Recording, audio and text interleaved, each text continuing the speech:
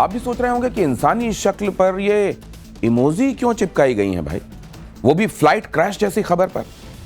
इस इमोजी के पीछे जो चेहरे छिपे हैं उनके नाम जो उन्होंने खुद बता रखे हैं, चौधरी अलमीर, जुबैर फैजल, अरियान शिकदर, मीसम अली, मोहम्मद सुमोन अली, साजिद अहमद, एजाज घुम्मन, जहीर अनवर और ऐसे बहुत तेरे नाम। ये ऐसे लोगों की फौज है जो प्लेन क्रैश हो या पहलगाम में 26 निर्दोष हिंदुओं को आतंकवादियों की तरफ से गोली मार देने की जघन्य घटना, ये लोग ठहाका लगाते हैं, हंसते हैं, अनाप शनाप लिखते हैं। कभी सोचा है ऐसे लोग कौन हैं, कहां रहते हैं? लखनऊ, भोपाल, पटना, कोलकाता जैसे हमारे अपने शहरों में रहते हैं, या फिर ये लाहौर, इस्लामाबाद, ढाका, बीजिंग जैसे देश के बाहर के शहरों से ऑपरेट करते हैं? कौन से लोग हैं ये? क्यों हैं ऐसे जिनसे इंसानियत का कोई वास्ता नहीं लगता? और प्लेन क्रैश में इनकी जांच में कोई एंगल इनसे भी प्लेन क्रैश की जांच का जुड़ता है क्या? पूरी रिपोर्ट।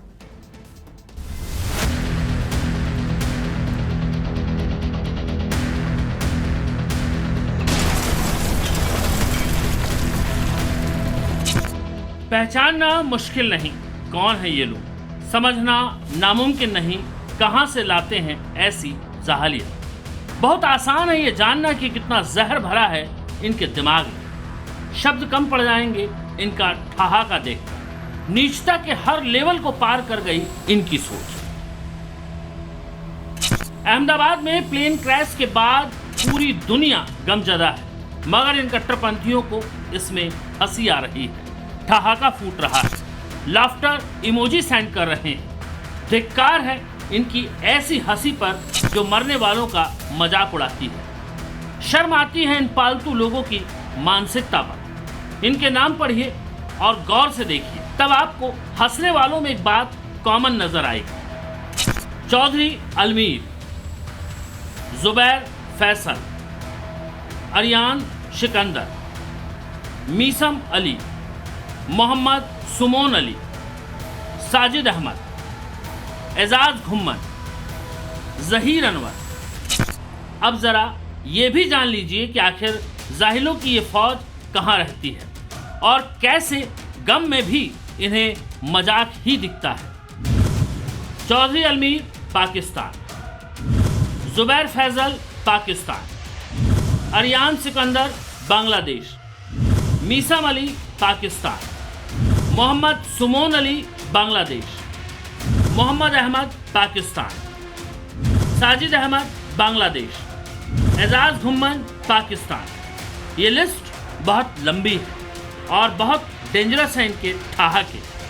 अहमदाबाद प्लेन क्रैश के बाद सोशल मीडिया पर ये जिस तरह की जाहिलियत दिखा रहे हैं, उसकी जितनी भर्त्सना की जाए वो कम है। ठाके की इमोजी लगाने वाले ज्यादातर पाकिस्तानी और बांग्लादेशी हैं जो बेहुदा किस्म का मखौल उड़ा रहे हैं। लेकिन अगर इस लिस्ट में हंसने वाला यूपी का निकला, अंदाजा लगाइए, मौत पर भी हंसने वाला अगर दिल्ली एनसीआर का निकला तो उसका क्या हश्र होगा। अगर ऐसे लोगों के खिलाफ शिकायत हुई तो क्या उनकी हंसी बरकरार रह पाएगी? क्योंकि प्लेन क्रैश पर बेहुदा टिप्पणी करने का मामला केरल से सामने आया, जिस पर एक्शन भी हुआ। केरल के कासरगोड में ए पवित्रन को सरकारी नौकरी से निलंबित कर दिया गया। उसने इस हादसे में मारी गई रंजीता नाम की महिला का मजाक उड़ाया था। रंजीता लंदन जा रही थी, वो ब्रिटेन में बतौर नर्स काम करती थी। आरोपी शख्स पर केरल के राजस्व मंत्री के राजन ने भी संज्ञान लिया था। वैसे तो किसी त्रासदी का सोशल मीडिया पर मजाक उड़ाने वालों के लिए कोई कानून नहीं है, लेकिन कुछ मामलों में एक्शन हो सकता है, खासकर अपराधी की सोच का पैटर्न वैसा ही रहा हो। अगर डिस्ट्रिक्ट मजिस्ट्रेट के द्वारा प्रिवेंशन एक्शन के तहत सेक्शन 163 बीएनएसएस के तहत अगर कोई ऑर्डर होता है, तो ऐसे में सेक्शन 223 बीएनएस यानी भारतीय न्याय संहिता के तहत एफआईआर होती है। उन मामलों में 6 माह तक की सजा और जुर्माने का प्रावधान है। वहीं हम डिफेमेशन सेक्शन 356 भारतीय न्याय संहिता के तहत भी इसमें एफआईआर कर सकते हैं, और सेक्शन 196 के तहत भी जिसमें पब्लिक हार्मोनी का ध्यान रखा जाता है, उसमें भी हम एफआईआर कर सकते हैं। क्या इन लोगों के लिए मानवीयता मर चुकी है?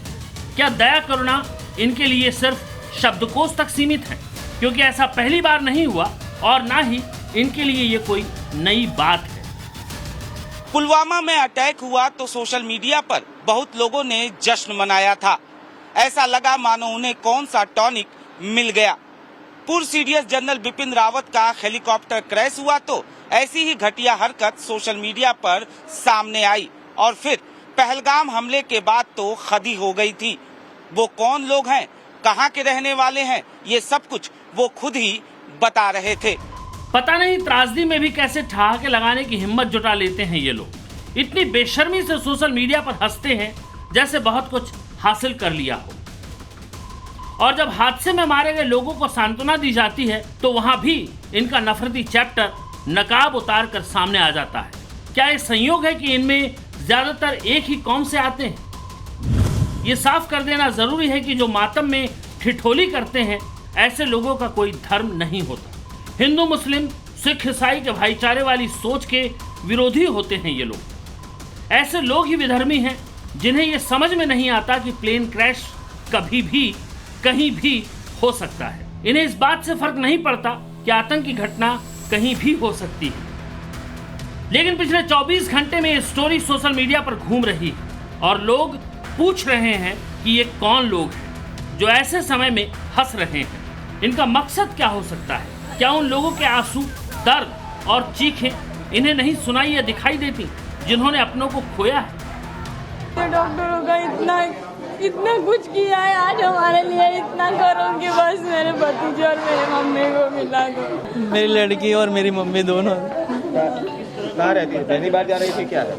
हम लोग वहीं मेस में ही काम करते हैं। अच्छा, खाना बनाने का हम टिफिन सर्विस का करते हैं। हम टिफिन लेके निकल गए, मम्मी लोग खाना बना रहे थे। या वो मेरी बहू थी, हमारी डॉटर इन लॉ, और वो एक महीने के लिए यहाँ आई थी लंदन से मेडिकल ट्रीटमेंट के लिए, डेंटल की, और कल वापस जा रही थी। और ओरिजिनली उसका टिकट 7 तारीख को था।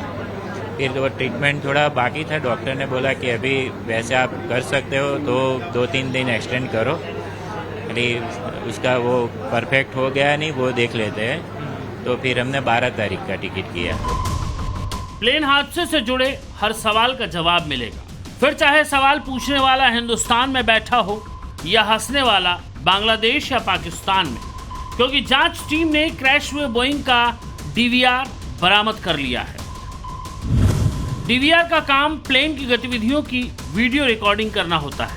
कैबिन, कॉकपिट और कुछ बाहरी हिस्सों की रिकॉर्डिंग इसी डिवाइस में होती है। फ्लाइट के दौरान हो रही गतिविधियों का वीडियो डेटा भी इसमें होता है। इसके डेटा के जरिए प्लेन में बैठे यात्रियों और कैबिन क्रू की गतिविधियों को मॉनिटर किया जा सकता है।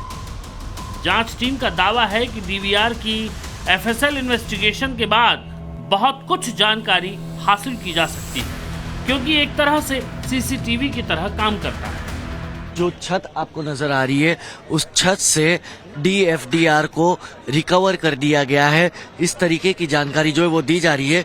अब जो DFDR है वो जब उसकी जांच होगी तो उसी से सारा खुलासा होगा कि आखिरकार प्लेन के अंदर क्या कुछ खामी हुई थी, कैसे प्लेन जो है अचानक से 2 मिनट के भीतर क्रैश हुआ। क्योंकि FDR का मतलब होता है फ्लाइट डेटा रिकॉर्डर। उसने मेडे इसलिए दिया कि उसको लगा कि अब बचना मुश्किल है, क्योंकि दोनों इंजन ने पावर छोड़ दी, फ्लेम आउट हुए लगता है। अब ये क्या कारण है, ये DFDR निकालने से पता लगेगा। DGCA उसको देखेगी और कॉकपिट वॉइस रिकॉर्डर निकालेगी। DFDR जो है डिजिटल फ्लाइट डाटा रिकॉर्डर, उससे आपको काफी पता लग जाएगा। प्लेन में खराबी थी या फिर कोई और वजह, लापरवाही थी या तकनीकी दिक्कत, ब्लैक बॉक्स के जरिए इसका भी जवाब मिलेगा। ब्लैक बॉक्स के जरिए ही आखिरी सेकंड की हर मूवमेंट पता लगाई जा सकती है। ब्लैक बॉक्स दरअसल 2 हिस्सों में बटा होता है। पहला हिस्सा CVR यानी कि कॉकपिट वॉइस रिकॉर्डिंग सिस्टम। इसमें जो है कॉकपिट में जो कुछ भी दो पायलटों के बीच में बातचीत हो गई होती है उसका डेटा होता है। कॉकपिट में हादसे से ठीक पहले क्या कुछ बातचीत हुई, क्या माहौल था, ये तमाम जानकारियां जो है वो पता चलती हैं और ये पता चलता है कि हादसे के लिए कौन सी चीजें जिम्मेदार थी। दूसरा जो इसका हिस्सा होता है वो है FDR flight data recording system, जिसमें फ्लाइट की हाइट, उसकी स्पीड, उसके फ्लैप्स, उसके लैंडिंग गियर्स और यहाँ तक कि उसकी तमाम जो बाकी मौसम की जो चीजें हैं वो भी पता चलती है। और इससे ये पता चलता है कि इंजन से जुड़े हुए या बाकी कोई भी तकनीकी फेलियर तो उसमें नहीं था। प्लेन क्रैश की जांच कई एजेंसियां कर रही हैं, जिनमें इंडियंस भी हैं और विदेशी भी। जांच की निगरानी DGCA की अगुवाई में हो रही है। इसके लिए AIB, NIA, ATS और NSG के अलावा गुजरात पुलिस की टीम भी इन्वेस्टिगेट कर रही है। अहमदाबाद में जितने भी लोगों की मौत हुई, उन शवों की पहचान के लिए DNA सैंपलिंग जोरों पर है। माना जा रहा है कि करीब 1000 सैंपल्स लिए जाएंगे, तभी जाकर मृतकों के शव उनके घर वालों को सौंपे जा सकते हैं। एक अनुमान के मुताबिक इस रिपोर्ट के कंप्लीट रिजल्ट आने में कम से कम 72 घंटे लग जाएंगे। फिलहाल हम पोस्टमार्टम रूम के बाहर मौजूद हैं और यहाँ पर जितने भी शव थे वो पहुंचाए गए थे, पोस्टमार्टम उनका किया गया। कई सारे शवों की DNA सैंपलिंग के लिए उनके परिवार वालों को बुलाया गया था।